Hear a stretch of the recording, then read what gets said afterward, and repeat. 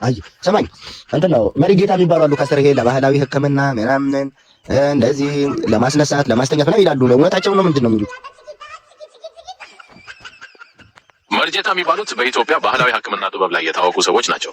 በተለይ ደግሞ እጽዋትን በመጠቀምና የተለያዩ ባህላዊ መድኃኒቶችን በማዘጋጀት ይታወቃሉ። አንዳንድ ጊዜም ከመንፈሳዊ ትምህርት ጋር የተያያዙ እንደዚሁም እንደማስነሳት እንደማስተኛት ያሉ ነገሮችንም ሊያደርጉ እንደሚችሉ ይነገራል። ብዙ ሰዎች ባህላዊ ሕክምናን ስለሚመርጡና እንደሚፈወሱባቸውም ስለሚያምኑ የመርጌታዎች ሚና በቀላሉ የሚታይ አይደለም።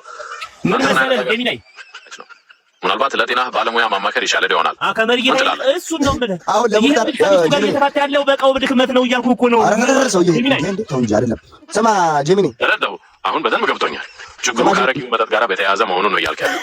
በቃው ማጣት የተነሳ ከሚስቱ ጋር እየተጣላ እንደሆነና ያ ደግሞ በሽታ እንደሆነበት ተረድቻለሁ። አረ ጄሚኒ ሙሽራን ለማገዝ መጀመሪያ መጠጣቱን ማቆም እንዳለበት መምከር አለ።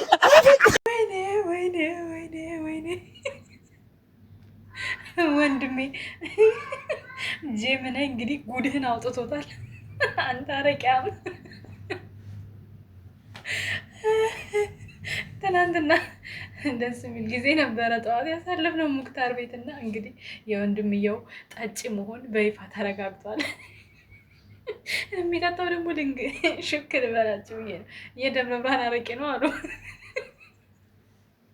ወይኔ እንደው ኧረ ጄሚኒ ውለታህ አለብን። በቀጣይ ደግሞ የእንትናም አለ ማነው ስሙ ጥሩልኝ የአሹ ወንድራያም የሱም ማዳመጣላችሁ የቴዳም አላመጣላችኋለሁ።